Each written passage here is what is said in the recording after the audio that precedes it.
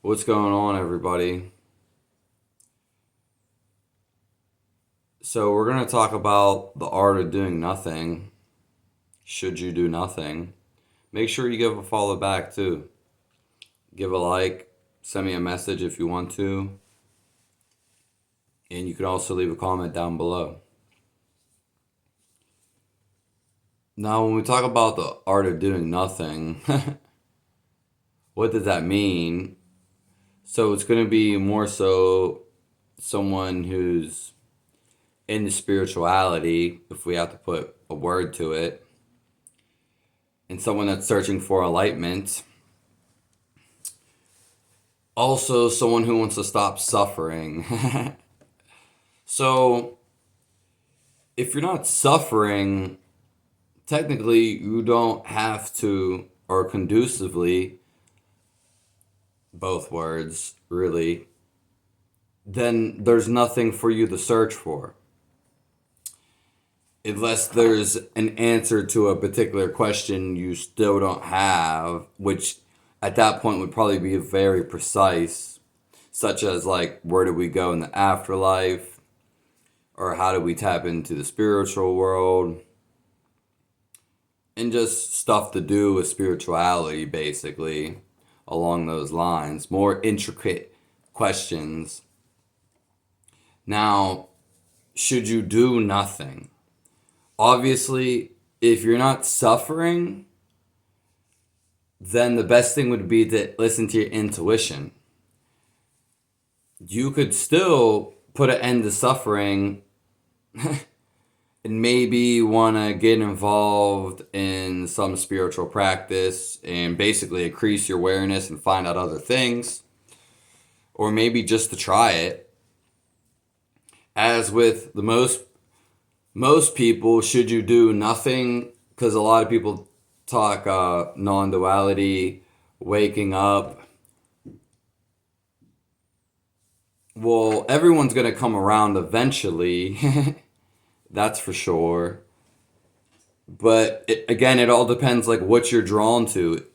So if you feel like you can basically not suffer anymore, or because that's why someone would want to. If you could find that by yourself, if you think you could do it, then yes. If you think you can do it, then you should do it yourself. Now, if you're suffering and you want out of it, then and your intuition, especially, gets drawn to certain people, a certain someone. It could even be a place that your suffering takes you to. Not necessarily mentally, but that too. So, in that regards, yes, you should go. Now, the thing is, I hear some people, which they're not wrong, of course, they're not wrong, but there's certain advice, depending on the person, maybe you could say their past karma, their lifestyle, that really dictate where they're going to go and what they need. And folks, I'll say this, no matter what it is in life, you can never help someone who's not asking for it, who doesn't want it.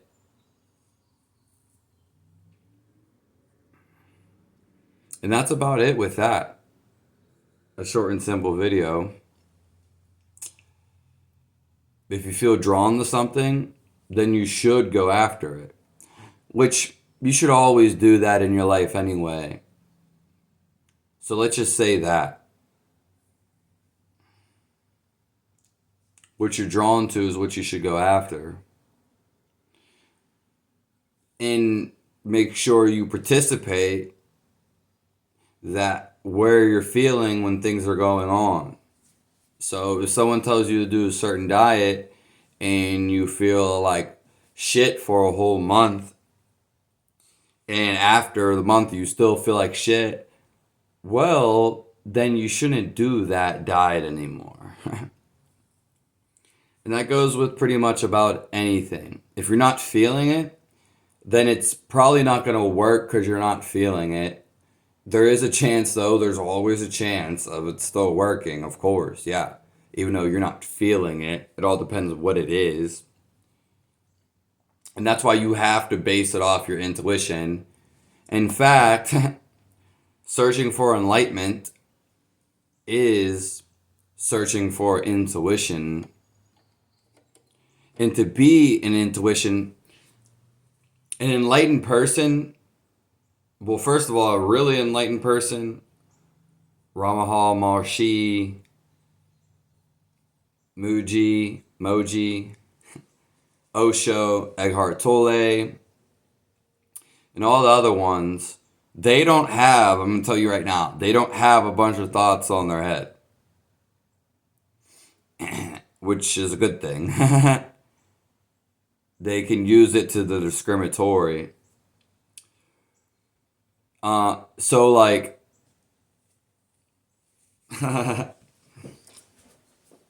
that's when you're in intuition, you're not having thoughts on your head. More so direct messages. Those are different. Oh, I got a feeling right now, like Eckhart Tolle, if you don't know, he's just some guy, but he had a spiritual and a famous guy. He had an intuition that he had to move to, I'm not sure at the time, it was California or Canada, where I'm pretty sure he stays now. And it's completely different from a thought. It's more so a feeling. And so an enlightened person, we can say, is always following their intuition. If there is intuition, sometimes there'll be nothing at all. So that's what to look forward to. And I'll say it one more time. What ends suffering for most people is the end of scenarios and thoughts that play on your mind that turn out to be dramatic, even nostalgia, not as gripping, can be, especially if you keep thinking on it about your whole life. You know, if you keep thinking about something your whole life, you know, it's good. It's eventually, even if it's positive, it's going to turn sour. It's going to ferment. It's going to tear apart and wear down.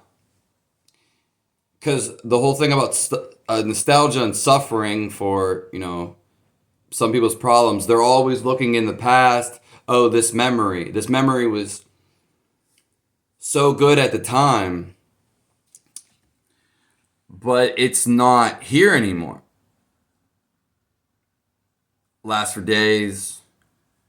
Ex-girlfriends could be a perfect example, or boyfriends.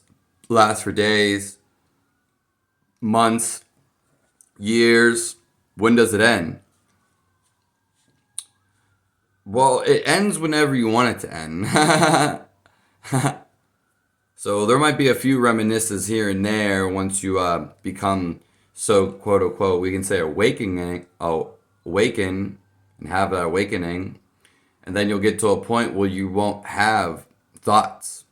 Non-duality is not just thoughts. Watching your thoughts. That's like the beginning. You want to get to a place where you don't have any thoughts, because then, vice versa, nothing can make you suffer because you're not thinking about anything. And you're resting in your being.